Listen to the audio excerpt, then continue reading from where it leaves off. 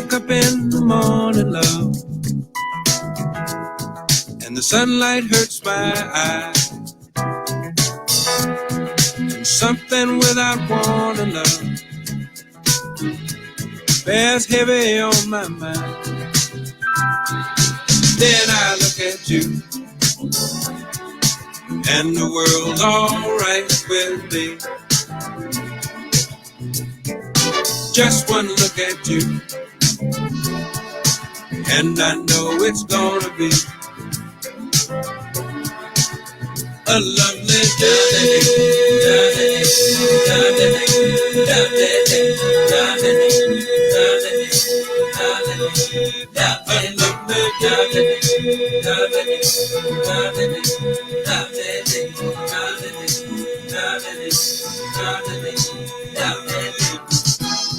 When the day that lies ahead of me seems impossible to face, when someone else instead of me always seems to know the way, then I look at you, and the world's alright with me. Just one look at you, and I know it's gonna be a lovely day.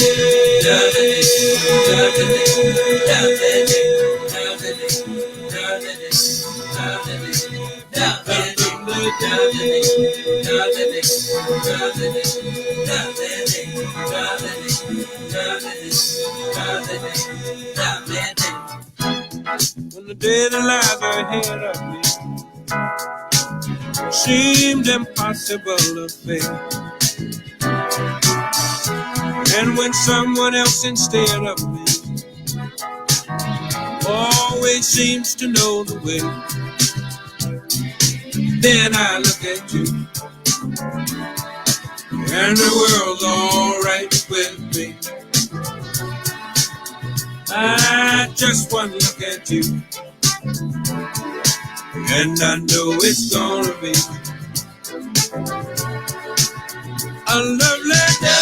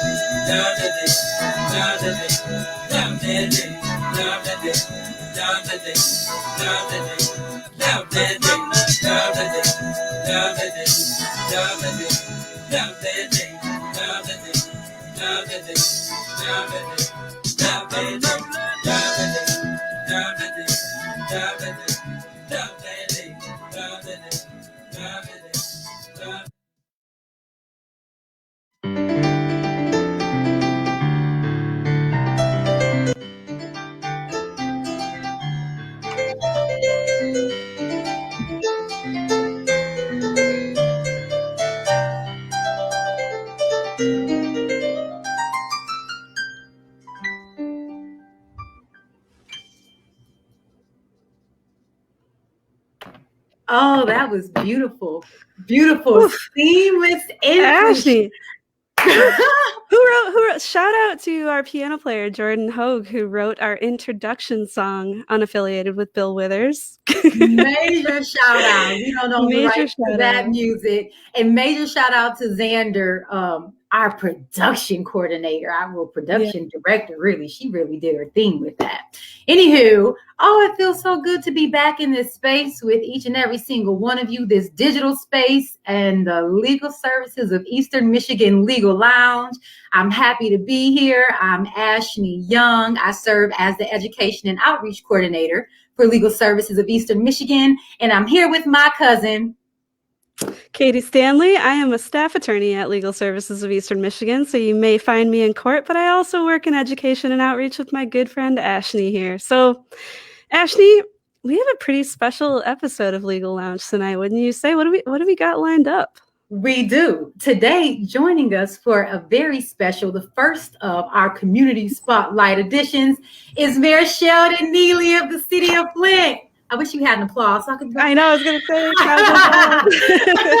I feel like the cue applause.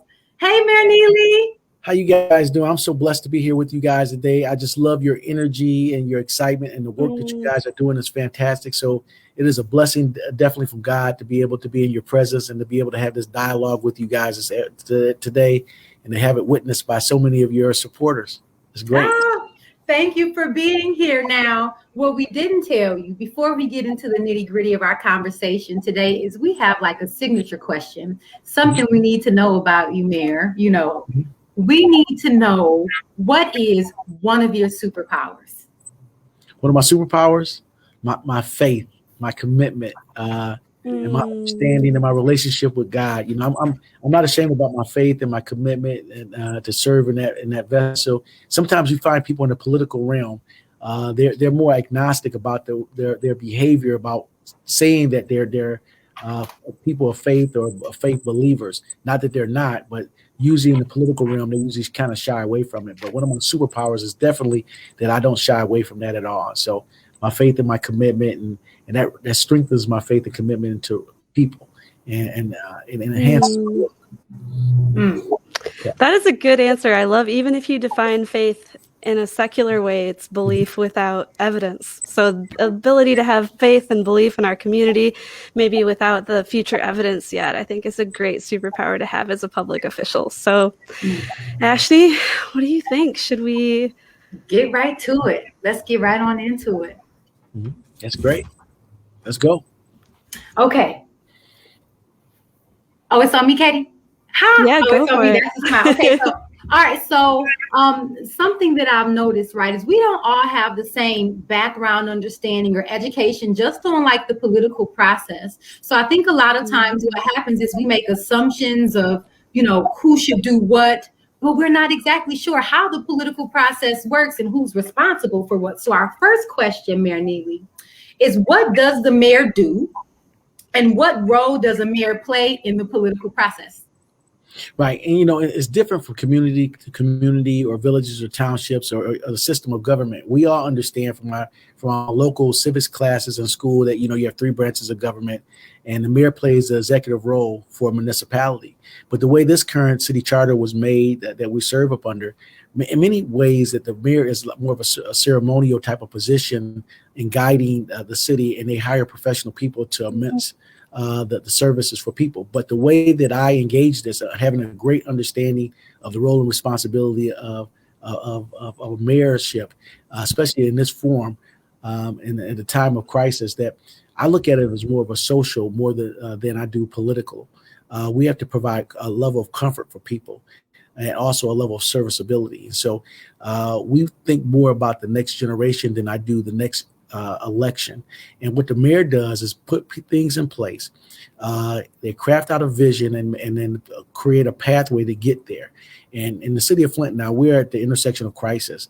We have social unrest in our country. We have a level of concern about this worldwide pandemic and the way that it has ravaged communities, especially communities of color.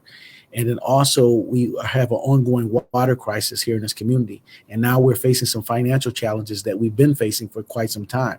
And so the role of a mayor right now at this particular moment is to provide a vision, a direction, a way to activate on a solution, and also provide comfort for the residents in which we serve. And so I understand that. And so I am a true servant of the people with a partnership mentality. And so the role in which I see it is a servant of people, partnership mentality, providing comfort and a direction and a solution.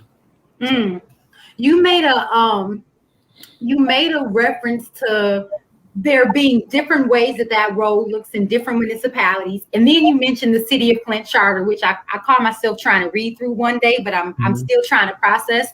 Can you maybe offer a little more elaboration around like what are the differences? What are some of the differences in how the mayor functions from community to community? Well, here in Genesee County, you have 32 units of government inside this county, right? You have other municipalities, you have villages and townships, but in the more official way, you have a strong former mayor government, you have a weak former mayor government, you have different types of government. And so, but the city of Flint is a strong former mayor government, and we have our constitution, which is our charter. And it's a little more different than some villages or townships where you may have a township supervisor, right? The supervisor acts as the behest of a city council form of government, and the city supervisor or city administrator acts as the lead for day-to-day operations, but they are directed by the governmental body, which is a council. Here we have two co-equal branches of government. You have the city council and you have the mayor's office, and we have different roles and responsibilities in different lanes. And so that's a little bit different on the way that we operate within Genesee County. And then even when you go to county, you have 83 counties inside the state of Michigan.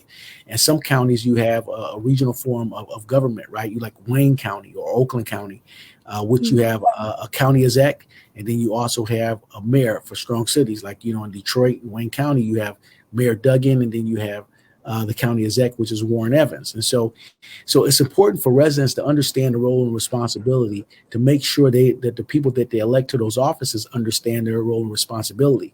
Because when you find collisions that happens is when people are driving in other people's lane. And more often than not, some people review politics as where people engage in arguments and a level of dysfunction. But if we get people riding in their lanes in the service of the people, you have very few collisions and very, not as much strife. And so, I understand the lanes and responsibilities because I derive, here in the mayor's office as a former city council person. I sat there for 9 years, a former state legislator. I sat there for 5 years, and now I'm eclipsing a year here in the mayor's office. So I understand the different roles and responsibility and the lanes that we are in because I made it my mission to understand those things. And so residents have a responsibility. If they don't have a copy of the Flint City Charter, the state of Michigan Constitution, or the Constitution of the United States, we can help and assist in getting them that information so they can understand the rules in which we govern ourselves. And so when you have a society that's not governed by rules, you have a system of chaos and confusion. And so I'd much rather perform a level of understanding and organizational type of structure for the enhancement and empowerment of people. Oh, I just love that answer. I was just thinking, I was going to go on and I'll ask you in a minute about what you think is unique about Flint. But when you were talking about politics and the different ways that folks conceive of that, I'm a philosophy major prior to law school, and it reminds me of Aristotle's conception of politics, the root word being in service of the people or in service of, and the way that you describe that as being more in service of your position and the change that you can affect from that space. So I really appreciated that definition. I feel like that's a really poignant way to put that, and it takes all of the ego out of it then, like of this is what I should be looking like or who I should be impressing. And it's just I love that definition of what you described there. So now that I'm done gushing about that, when you talk about Genesee County and Flint being different or unique kind of from the other municipalities, say, or villages or townships, how would you say that your unique experience as the mayor of Flint has changed your approach to leadership? What is it about Flint that changes your approach to leadership or informs your approach to leadership? Well, I'm organic to Flint, right? I was born and raised in this community. I love this community. I love the things about it. And now that I'm sitting here as mayor, which is the toughest job I've ever had in my life, and I care a lot about what I do. I care a lot about people. And so my relationship to the role and responsibility, I think that's, Katie, I think that's more what your question was, being a very difficult job and being that I care about it, it's just every day I go home and sometimes I have sleepless nights because of the work that's before me. And this job is somewhat to where it can be enriching and it also can be somewhat concerning, especially in the situation that we currently are in now. In the city of Flint, for a very long time, we had $1 billion corporation in our midst, the birthplace of General Motors, and it was a lot of everything here in this community. We had the best public education system in the country, and then when General Motors started to pull out of the city of Flint, we lost a lot of that revenue, and then with the dwindling tax base, we had a lot of everything that fell as a byproduct of that. Now we find ourselves in rebuilding years, and so we have to be visionaries in the way that we engage the process. And I don't want to not answer your question, but I just kind of wanted to give it to you in a way that from my perspective and my vantage point. No, yeah, and before Ashley moves on to our next question, that also kind of calls to why I think we have so many great programs in the city, like Flint Recast, like what the CRIM is doing around mindfulness and emotional intelligence initiatives. There has been a lot of trauma, and for us in fair housing, the GM housing, our first fair housing law in the nation was born out of the segregated GM housing. So a lot of those issues, like you described, are very intertwined and very systemic, and there's not just a simple way to put a finger on this is why this trauma is here. But I think what you're describing insofar as leadership is that perhaps, although we're not asking for all this trauma after trauma, it gives opportunity to build resilience and to show some of these programs that we have that, I was wondering maybe if there's something what do you do to de-stress at the end of the day? Or do you have like a practice that helps you for all of those folks in 2020 to 2021 stress land still? What do you do? Well, if you guys can keep a secret, I'll tell you, okay? I go out to the Genesee Valley Mall many times, and they have this little kiosk or this little suite there where they have people that give you a 20-minute massage, or they'll do things. And so I often sneak away and I sneak off to those locations and I get a small massage. I'll pay $20 or $25 for a small massage. And then across from there, they have like Planet Fitness, right? And so I'll go get a little workout before and after. I may spoil myself and get a massage before a little workout, and then maybe a massage after the little workout. But that's what I do. I sneak away and do those things. I definitely haven't had a vacation in over a year here in this very stressful job. So it's engaging, but that's what I do. I sneak away, and so if you're ever walking around the mall and says, "I think I just seen a mirror in there with his getting a little massage," that very well could be me. You probably did that. So it's interesting, Katie, that you asked that question, right? I was having a conversation with someone earlier today, Ryan Boyteen, Flint Crave Company and the Flint Freedom Schools Collaborative, and he wears a lot of hats.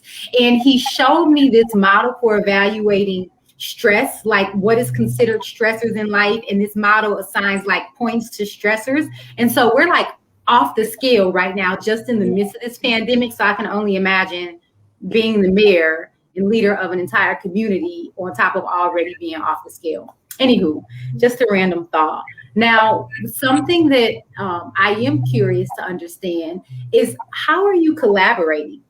So how is the city collaborating with other entities? And are there any projects or initiatives that you would like to share more information about? Yeah, collaboration is one of the core, philosophies in which I hold, right? If you heard me talk about a 3-point plan here in the city of Flint, you hear me talk about prayer, planning, and partnership, right? Partnership being the key, that we all have to be able to reach out to be able to make sure we extend our arms so we can provide the level of best services for our community. As you talked about a little bit earlier about Recast, providing some additional dollars for other programming around our city. And they've been doing a fantastic job. And I have a great coordinator that's working with that. Lottie Ferguson has been doing a marvelous job of really taking in the applications, making sure those programs have the necessary funding to reach out and provide services. And then making sure that we don't have a duplication of services inside the city of Flint. We talk about the CRIM Foundation, right? And we talk about mindfulness, right? We talk about the meditation moments, right? With Dr. Bobby McCumla and the rest of the guys that's engaging those things. Partnership is so important to help us move forward, right? And we also have to reach out in other areas, right? We talk about law enforcement. We talk about, the Flint PD, right? We talk about partnerships with the Michigan State police officers or the county sheriff's department, and also with our college campus security officers to make sure that we can have a safe environment for people to dwell, play, and have fun and live. And so partnerships are very key. And I talk about partnerships with city council, with the administration, with our county board of commissioners, our judges, our state representatives, and also our governor office. And so partnerships are key for us all to be successful. And remember, all of the ones I just named, they all work for the people, right? They all work for the people. We all have a common denominator, and that common denominator is serving the people. And so we have to follow that. We have to follow those things. And then on the other side, you have the partnership against the bad things, right? You have profiteers, people that will try to exploit pain and poverty in our community, exploit the least of us. And what we have on the other side, we have a duty to protect those individuals. And I would do that unapologetically. I would protect those individuals who need help, and much like you do in the legal service aid. When you find people that's in need of your expertise and your training, then they may not have the resources to be able to get them there. But you find a way in your hearts and your minds to be able to lend yourself, your intellect, and your wisdom and experience to benefit those that may be in need. And so that is a core way that we have to really spend our time and our effort while we're here on this earth, in partnership with one another. And so, I'm a core believer in partnerships. I can, and even as you mentioned the recast, right? I think about how with the recast, you've even collaborated with the Greater Flint Health Coalition. And so that's something that we've been able to shout out to recast. We're thankful for recast, thankful for the city of Flint. Yeah.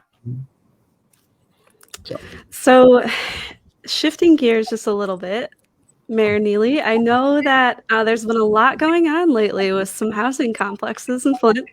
I don't know to what degree you can talk about that, but do you have any housing updates to share with us today? Well, we know inside of our community that sometimes we have good actors and we have bad actors, and we know that we have experienced some experiences lately, as of late, with some bad actors. And so we have in the city of Flint had to condemn 2 apartment complexes because of absentee landlords outside of the state and not really doing their due diligence, living up to the obligation in which they had to their tenants. Their tenants pay a full price for rent to be able to live in a place, a structure that's safe for their families to live in. And in that agreement, they pay money, and the landlords have an obligation to continue to live up to their obligations. And sometimes we have failures there. And so who advocates for those individuals? And so sometimes the municipality has to step up and advocate for their residents to make sure that everybody has a place to live that's safe for their families. So code enforcement, building safety inspection sometimes has to go into those places and then make a determination whether or not it's livable for where humans should be living safely. And so we step up to the plate. We don't make any apologies about it. We do the hard work. And sometimes in these apartment complexes, when we talk about the 2 that we're talking about, they owe a utility bill, of $1 million plus. And so when we talk about those type of things, they took the profit out of that complex and kept it for themselves. In this case, renters were paying rent, and their utility cost was built into the rent structure.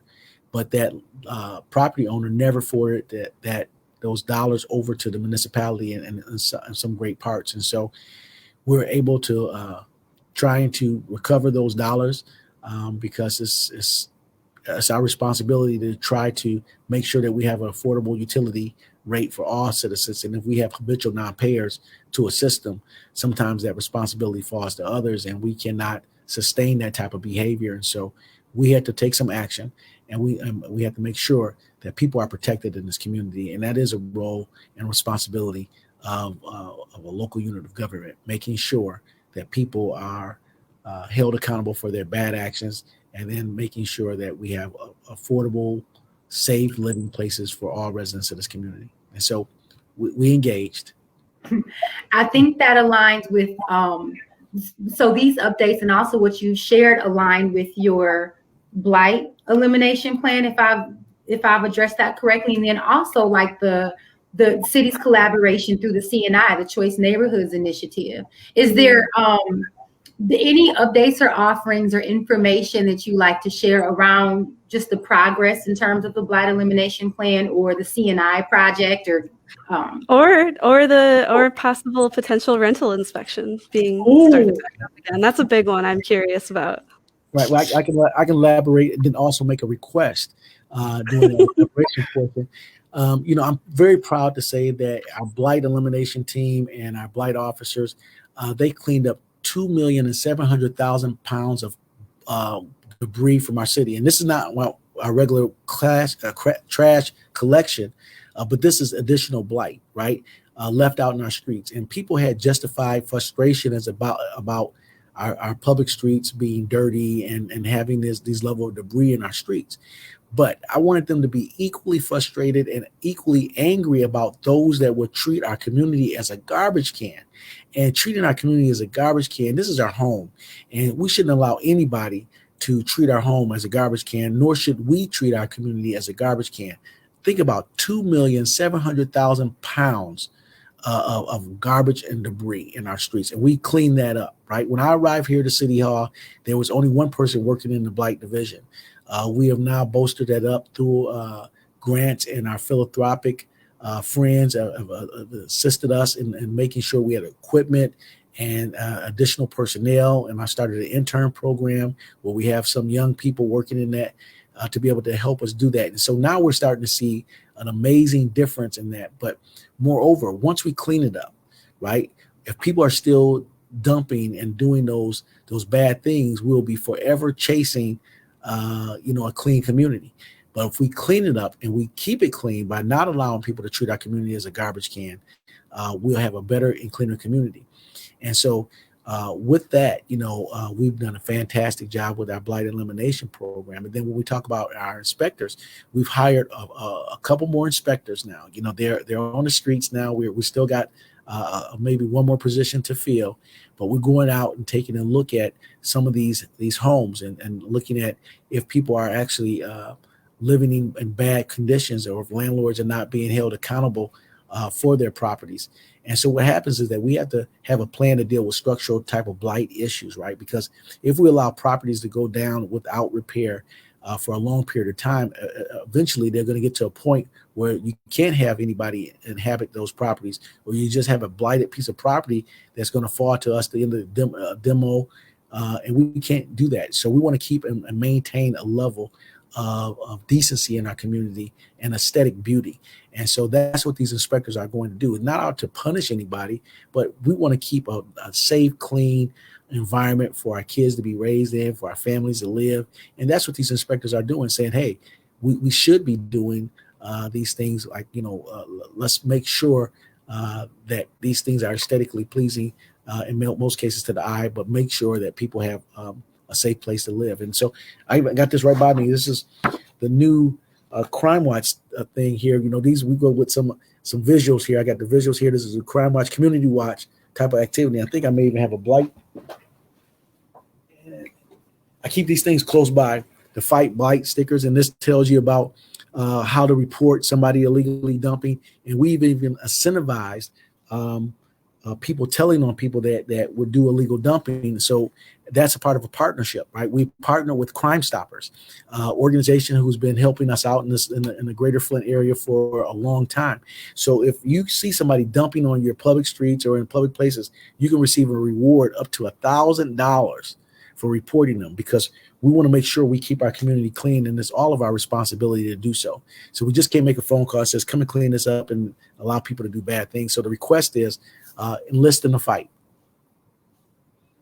And it even makes me think about, like, in all the collaborations, right? Opportunity for education. I used to be a teacher, so I think about Not only do we want to make sure that we prevent folks from dumping or making messes, but we also want to make sure that at a young age, we're educating our young people to take pride in our community. Anywho, I got a little excited about the blight there. I know, Katie, you had a question you tacked on there about, say that again. Rental inspections. Right. Well, the rental, I kind of addressed that a little bit with our inspectors. That those were the inspectors that were talking about the rental inspections, and now talking about the structural blight issues. And so, do I need to go more in depth on that particular rental inspection piece, or no? No, that's perfect. So I didn't connect. And Katie, I'm Doria Fanimo and Amelia Bedelia, right? So I'm like, oh, blight inspectors, but the inspectors you reference are also rental inspectors. Right. I was referring to the rental inspectors going out and taking a look at those places for rental inspections. And so every 3 years, pursuant to our current ordinance, a rental inspection is necessary for those people to continue to use their properties to generate what you call passive income, right? And so we have to send them out, and they have to be inspected by our city inspectors in order to be able to do that type of business in our community. Got it. Okay. And Mayor, I may be going in the weeds a little bit with this one, but what would you recommend, say, if you came across a tenant who was made aware that their landlord was not registered and therefore? Right. Well, it depends if there was a violation that the tenant wanted to report that saying that, I'm living in this condition. This is the only place that I can be with my family. My landlord is exploiting me. I cannot afford to leave, but they're telling me if I report them that they'll put me out in the street. The Human Relations Commission was founded here inside the city of Flint based upon those whole philosophies to about fair housing. And they used to get a lot of complaints about that, and people could go to that particular department to make those levels of complaints about a property owner or their landlord. When the emergency manager came into the city of Flint, that was one of the departments as a byproduct of a casualty of that. But I'm so happy today, and this is breaking news for you, that department is now being resurrected under this current administration for the city of Flint, with the help of our philanthropic friends, providing a level of resources to be able to establish that, because our tax dollars didn't stretch far enough for us to do so. The city council is now making their appointments to that body, and so I would say in the next couple months that would be fully operational and up and running to a good level. You heard it here, folks. You heard it here first. Yes. Legal services will be keeping them busy. Hey. All right. So now that we've answered all these housing questions, which we so much appreciate, to move on to resources, can you tell us a little bit about any resources that might be available, funding or information for community organizations, small businesses, community members, just anything that stands out to you that you'd like folks to know about? Yeah, I have a big list, and so it's a big, robust list. And so we're understanding with that partnership model, we understand the benefit of having federal partners and also state partners. The recast has just released 19 grants to organizations and businesses throughout the city of Flint. Also, our CDBG dollars, our action plan has just been released as well. We're going to have more CARES Act dollars on that more social side of giving, but also in our more of our entrepreneurial thinking, we have our own economic development division, which is headed up by Kelfani Stevens, which is a great addition to our team here. And so people can apply for a loan, business loan, through those economic development opportunities. And we also have space available at the Oak Business Center, which is a small incubator of type for office space for new startups and new businesses. They can also contact the city of Flint to try to engage that. But we're going to be engaging in some projects, like pitch your business, right? Pitch your business deal, and maybe you can apply for the dollars, and it will be allocated for a low interest loan through the city of Flint to be able to start your business and become an entrepreneur. Now, for people who own their homes, we just a week and a half ago announced a program with partner with Habitat for Humanity, Huntington Bank, CS Mott, and also some of our grant dollars for homeowners that live in their home inside the city of Flint. They can apply for a loan up to $20,000. These are low interest, no interest, and forgivable loans. And it's a very little income criteria required. The only thing that really was required is that you're a homeowner and you live in your home inside the city of Flint for rehab of your home or modification of your home. And so that's partnership through Habitat for Humanity. And so we're going to be putting additional dollars toward those efforts. And so I think there's something else coming down the pike. It's going to be headed up by MISJA, also the county, Genesee County, and also Catholic Charities, where people will be able to apply for rental assistance, for rent payments to be paid, and also utility payments to be paid. So there's a lot of benefit out there for people if they know how to access the certain benefits that they will receive. And so I always tell people, seek out the good information, seek out good intentions, and then good things will follow. And before Ashley rolls us on to our next question, I'm so glad you brought up the rent relief, Mayor Neely, because we're hopeful for folks. A lot of us have clients that are waiting on that, and we're hopeful that they're going to start taking applications in the next few weeks. And I just got news today that they may be online, which would be incredible because, as you know, I'm sure there was long lines, really hard for folks to get appointments there. Hopefully it'll be a lot easier for folks that need that help to get it this time. So update there. And Ashley, before we roll in, I think we have some audience questions. Ashley, you want to ask our last before we roll into the audience questions? Boom. Yeah. Or we can answer the audience questions and come back to our last question if we want to do it that way. Thoughts? I'm ready because I thought I was giving breaking news, but Katie already got the email. Wait, so Xander was like, I'm going to make the decision for you. Boom. Here's the question. Oh my, you better go. Shout out to Xander again. Okay. Our stage manager, yes. Can the mayor explain how municipalities cooperate regarding policing? For example, how is it that Burton Police Patrol I think they're trying to say Burton Police Patrol can make arrests in Flint. Well, I'm not for sure. I'm not for sure that may be true because they're operating sometimes out of their jurisdiction. But we do have what you call mutual aid, right? Mutual aid means that our partners throughout the Genesee County in the greater Flint area can assist us in many different ways. Say, for instance, if we have a fire inside the city of Flint, and with the fire inside the city of Flint, hold one second. I got my city administrator moving around, distracting me in the background. But the fire department can, if we have a fire that's a 5-alarm fire, say for instance, in our current fire department cannot handle all of it, we have a partnership agreement with the Out County area that they can come in to be able to assist us with mutual aid. That is something that we have with our fire department. Now, the city of Burton police officers doing something, if they are pursuing somebody across our borders, I'm not for sure if they can complete an arrest without a Flint police officer being in that area. But I'm not for sure about that. So, that was news to me. I just learned something new. I learned about mutual aid. Oh, got another one. You want to read this one, Katie? I'd love to, because shout out to Attorney Kylan, who does our family law. She's been with us quite a few years, and she's an incredible attorney, incredible advocate. We're really grateful to have her.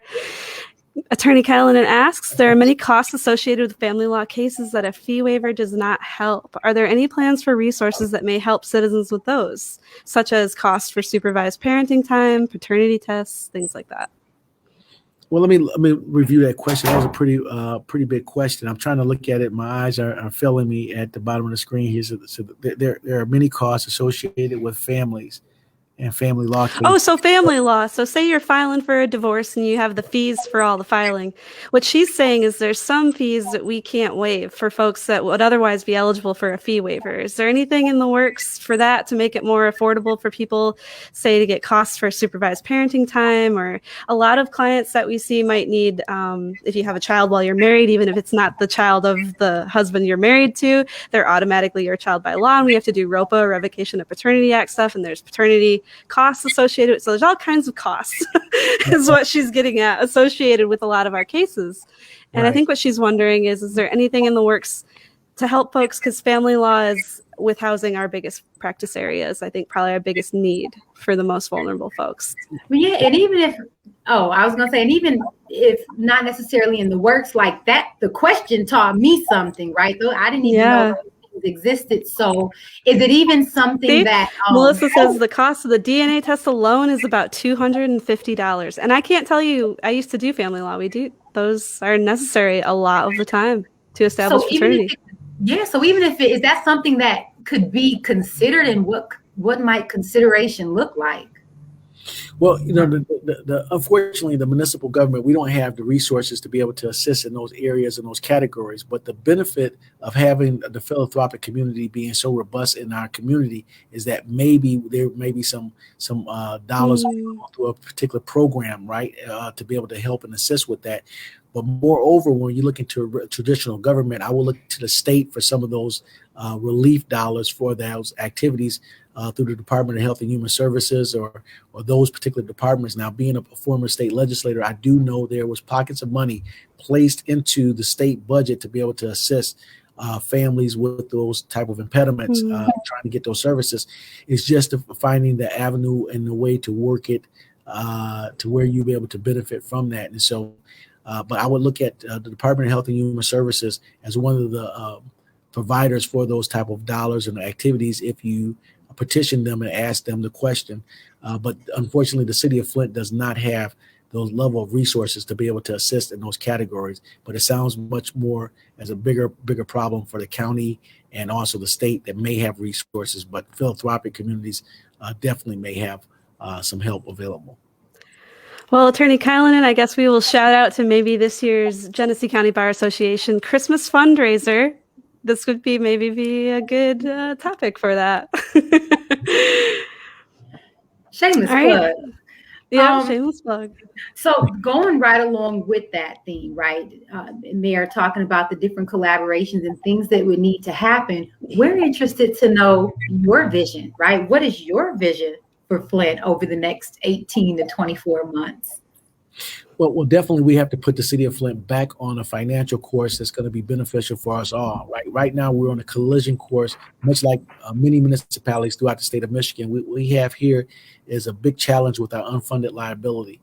And our unfunded liability is our pension costs and different things of that nature. You know, right now, the Flint currently has one active working person for every 6 retirees. It's been on this trajectory for about maybe 15 years, and nobody's ever stepped up to the plate to really try to fix the problem. They kept kicking the can down the road. So for the next 24 months is my mission to be able to correct the course of this community financially so we can remain a strong and thriving community. And I'm going to need a lot of help and a lot of partnership and a lot of teamwork to get it there, right? And so we're working toward that effort. We're praying and we're planning and we're looking for partners to that effort. Now, socially, you know, we have to shift our mindset. You know, I talked about us being the birthplace of General Motors here, $1 billion corporation. We're no longer that, right? General Motors is still here in a large part, but they're not here in that capacity, that level, that high level anymore. But we have a lot of intellectual capital. We have Mott College. We have University of Michigan. We have Kettering University. We have extended courses from Michigan State here. I would like to think that we need to tap into our intellectual capital, diversify our income base, and move us into the 21st century. Having a community where our millennials, highly trained millennials that we're training right here in this community that will stay here, work here, and have families here in this community. Having a public education system in which we partner with, where kids can get a world-class education right here from our public system. So I'm trying to work very hard to partner with our Flint Public Schools and all other educational institutions to make sure that we can capture our intellectual property here and keep it thriving here. So therefore, we can attract business and industry to make sure they relocate in here where we have some fertile ground for redevelopment right here in this community. And so we're working to that effort. But we just need people of all like thinking to be able to move in that area with us. You know, we want to stay positive. We want to stay above the fray. And as I stated before, you know, staying above the fray is somewhat difficult in this town because, you know, we have been brutalized, if I may say, to use the word, throughout the last decade and a half, but because of our financial position, because of our lack of attention to these detailed things like our children and our educational system, down from 4 high schools down to 1 high school, a crippling level of buildings being vacant in our community. So in the next 24 months, moving in this positive direction, we will see a different kind of community. We're going to clean our community up from blight. We're going to work very hard with our public safety to clean it up. But we need to change the minds and the hearts and the mentalities of people here. We're a much different community than we were 25 years ago. And so I'm going to move it and push it forward so the millennials and the echo boomers will have a very, very healthy place to live. At that time, I'll probably be living somewhere where I can keep all year round tan. I don't know. But the thing about it is I'm going to be committed to this effort. I petition and I request people of like thinking to come and join us. I just really am so encouraged by this Zoom meeting with you guys, because you guys are so positive and you guys do so much good work, and we want to just continue that effort to attract those who want to do good work. And sometimes we run into those obstructionists and defeatists in their thinking, but we need to change our community to move forward, to be a thriving, wonderful beacon of light, as we always have been in the city of Flint. We're much more than a victim. We're much more than a victim. We are victors. When you said millennials, I don't know if you saw Katie and I perk up, because we're like, we're millennials. We want to serve our community. That's us. He's talking about us. A little. And then you brought up, like, you talked about the unfunded liability piece, and something that really struck me is you said for every one person who's currently employed, there are 6 individuals who are retirees, right? You talked about a social mindset, and something that stuck out to me is you talk about diversifying the revenue structure, if I'm not mistaken. And so from a programmatic standpoint, I understand what that looks like, but I'm curious as to what that looks like as a municipality, as a city. Like, how does a city go about raising funds, and how do you diversify revenue structure for a city? Right. In a municipality, people have to understand that the primary source of revenue that we have is from our property tax base, right? Our property tax base. So we have the full city of Flint. We have 506 miles of streets in our community, right? We're a big, robust community, but we fund ourselves primarily from the tax base from our property. And so, but when you look at how much tax base are we actually getting from our property here in the city of Flint, if you really truly look at it, I have more than 400 churches inside the city of Flint, meaning that real estate is non-taxable. I have hospitals, I have schools, and I have other governmental entities, right? Which is all non-taxable. So we generate no tax base from those entities or that property. So we have to really figure out ways, and also vacant property, vacant structures will generate no real property tax base from that, because it could be owned by the county or the land bank, right? And so we have to look at, if you look at think about a circle, right? A pie circle. And we think about if you take off hospitals, schools, and that means public, private, colleges, and you take out churches or faith-based organizations, and he says, okay, that's non-taxable. And then governmental that's non-taxable. So you got to think about that small piece of the pie that funds activities for all of the services that we have to have in our municipality. And then we will see that we have a dwindling tax base. And it speaks the same for our schools, our public school system, because they get their dollars from there as well. So we have to really reactivate those vacant spaces that's not occupied right now to generate a level of tax base there. And then we have to continue to look for other revenue streams to come in, businesses, jobs. And when you get jobs inside your community, you develop an income tax, right? And the city of Flint is being one of the 24 income tax collecting communities inside the state of Michigan. Right now, the city of Flint currently takes 1% of income for the person who lives and works inside the city. We get a 0.5% for those who work inside the city but may not live here. So if we create more jobs inside the city of Flint and people are working here, you create more of a stability of a tax base on an inclining level, right? And so we have to think of ways to attract businesses here, right? So if we train all these great minds, these young minds, right, and we have all these great individuals that's working that wants to work here, if we capture them to buy homes in this community, to work in this community, we essentially, help support ourselves. And so we have to be able to look at diversification, attracting new business, by using our intellectual capital here, saying that we have a great workforce, a great talent base here. If people relocate their companies here, we can staff them well with the people that we trained. Here in the city of Flint, people don't know that we have a promise zone here, meaning that any kid that graduates from high school inside the city of Flint can attend college at Mott, Kettering, or University of Michigan for free. This week, the governor has just announced, and I was just in a press conference with them yesterday, announcing about how people can reconnect with education over the age of 25. If they're inside the state of Michigan, they're over the age of 25, they can attend community college for free.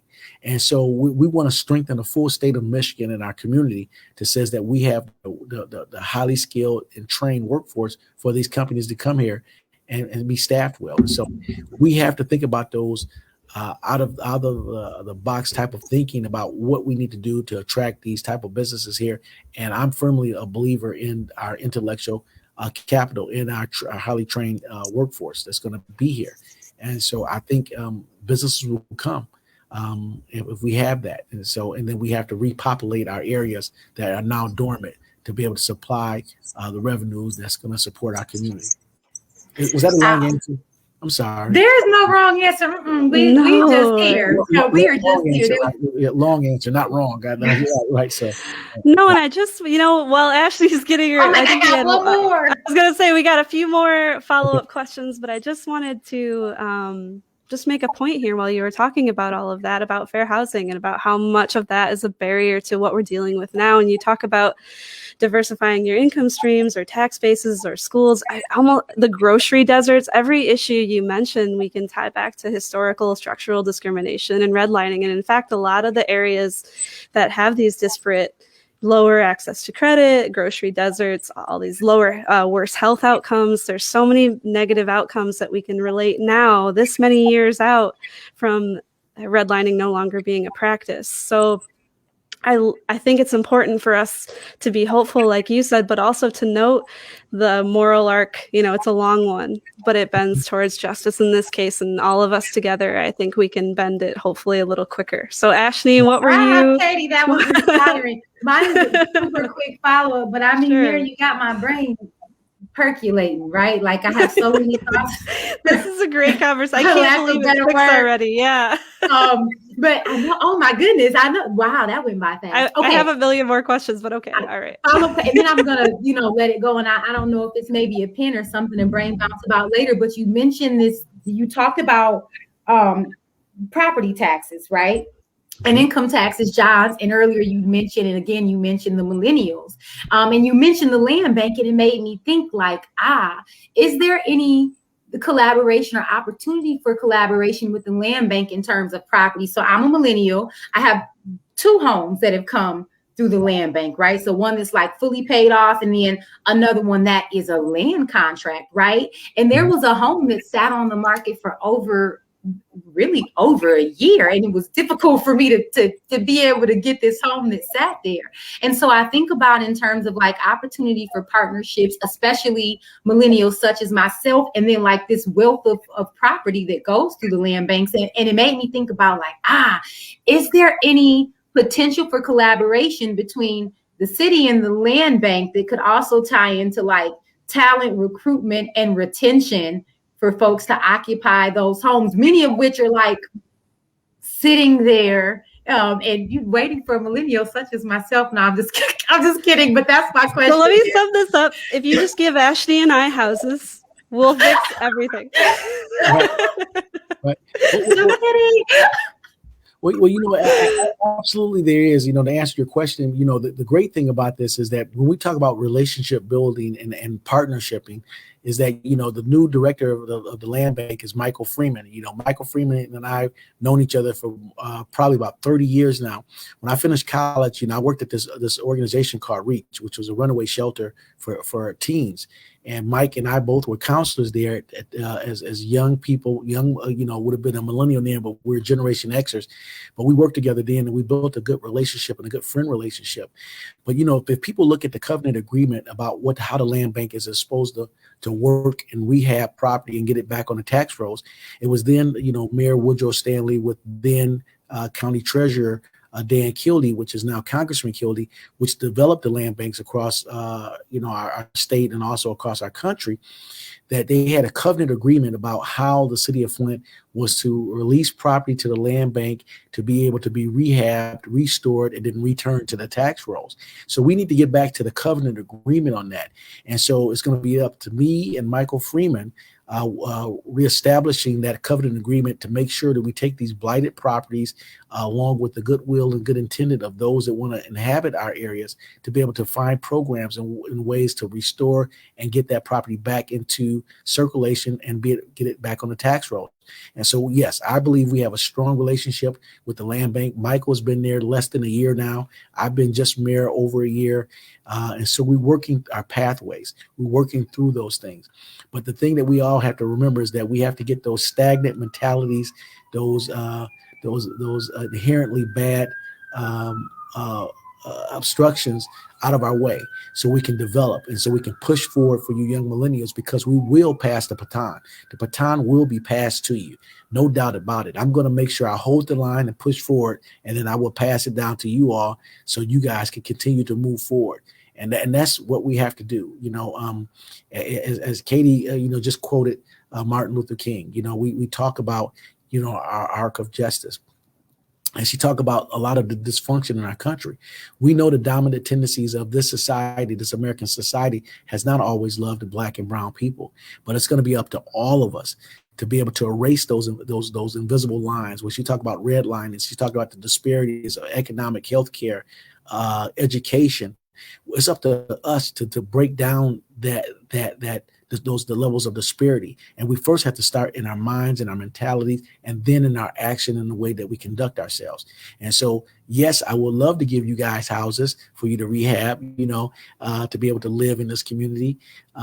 Definitely we want to do that. But the land bank and the city of Flint will have a good relationship because of the two people that lead it. Has a long-standing 3-decade a relationship that we understand one another, and we'll be able to get back to that covenant agreement that speaks to the benefit of the people. Because teamwork makes the dream work. Absolutely. Absolutely. Well, okay, Mayor Neely, if you don't mind, we got one more audience question for you. We had a few, but we're going to limit it to one more since we're over time a little bit. Mm-hmm. But Tiffany Lynn Maupin was wondering, with the pandemic going on, why are private landlords allowed to harass and make treats? And I'm assuming she means threats, not treats like cookies. And we will frame that because we realize that question, that question implies that they most definitely are allowed to. So we understand if maybe there's an adjustment in the response. Well, no one's, Tiffany, for you, that no one's allowed to do that or threaten you and your family. You do have support out there, so you just got to seek out your support and those that would advocate for you.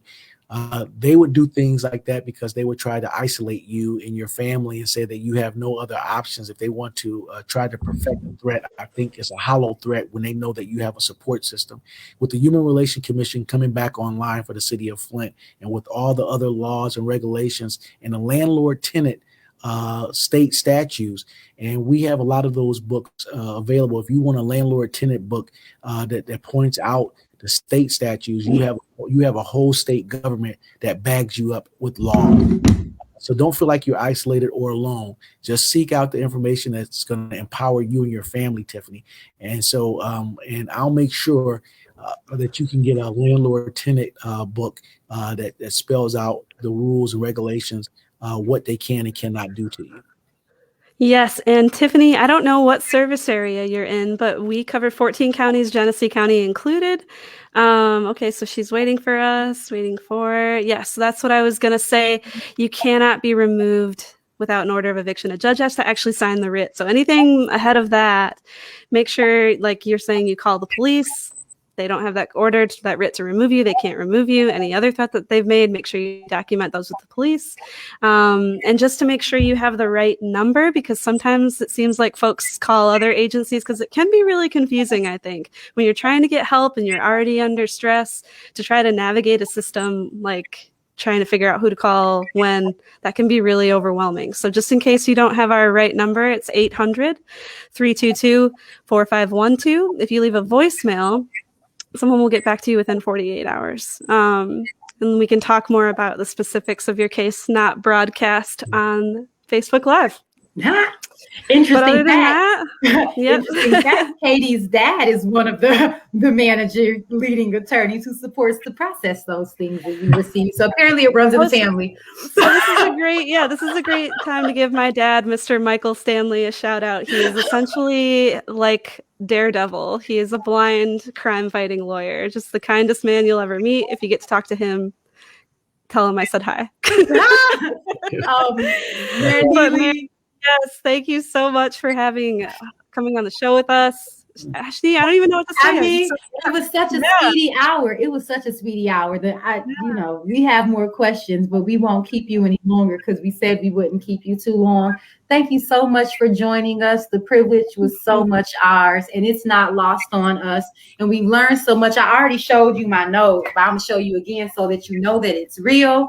I really learned a lot. And we just thank you for taking the time to join us today and to have a candid conversation. And not only to we sent you some questions ahead of time, but you just roll with it. I won't say roll with the punches because we were not throwing punches. You roll with the questions. You were decent. You were positive. And even though at the beginning of this conversation, you explained we're in a pandemic, there are stressors there, and on top of that, to be a mayor, there's so much that you're navigating each day. You still joined this conversation. You did so gracefully, and you didn't make us feel like you were just, blessing us with your time, right? You made it feel as though you were concerned about being here, and you were concerned about putting forward a positive foot in terms of the city of Flint and your position, which is not.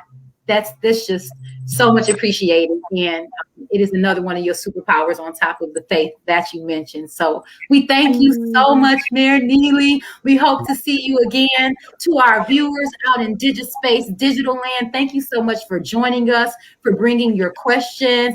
Feel free to continue to share your digital, both digitally through your social media and also your positive digital energy. We thank you again for joining us on the Legal Services of Eastern Michigan Legal Lounge. And Ashley, right before we close out, when our next Legal Lounge will be on eviction diversion, right? On March 25th, everyone. So mark your calendars. If you have some questions, hopefully we'll know more by then. Right. But before I close out, I do want to thank you, Ms. Young and Ms. Stanley, for allowing me this opportunity. I want to just, because you guys are so good with your time and so positive with your energy, but I also want to let your viewers know the best advocate that you can have for yourself is yourself. Make sure you advocate very tenaciously on your behalf. Get the good information. Arm yourself up with the good information. Information is out there, and information is very powerful. Get the information so you can support you and your family and your neighbors and your friends, because bad information can be toxic. And so getting good information is always very important, to making sure that to get it from trusted sources, get it from these young ladies here as they bring forth people that can give you a good course and a good direction to go seek out the good information. But the best advocate that you could never have beyond God is yourself. And so I want to just thank you guys for the opportunity to share today. And with that, Zan, take us out. We can't follow There's that. nothing. God or Michael Stanley. Yeah. See you next time on the Legal Services of Eastern Michigan Legal Lounge.